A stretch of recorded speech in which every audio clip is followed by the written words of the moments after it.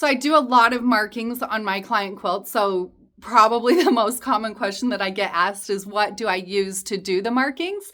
And usually for like the last 18 years, I would probably tell you that my favorite marking tool was the blue Mark Be Gone marker. And I've had great success using this marker. I've marked like thousands of quilts with this.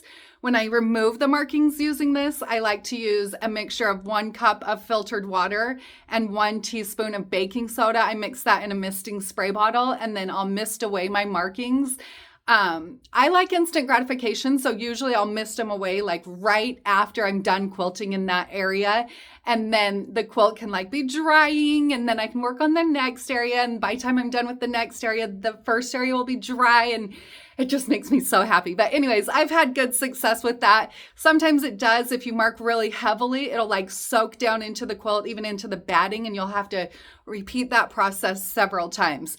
But I get being scared because, fabrics can bleed. I personally have a quilt that bled really bad several years ago. I was able to use some undye and get the bleeding out, but it was scary. So on quilts that I've been nervous about the fabrics bleeding, I've been using the air and water soluble ink marker.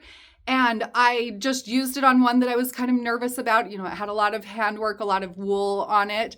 So I used this, and I actually marked out all the background area, had it all ready to go, and came back to quilt it the next day, and all of my markings were gone. So I love that this disappears really nicely. So my new opinion as of today is, if I'm going to be marking something that's like on the machine and I'm going to mark it and quilt it right then, I'm going to use this air-erasable one.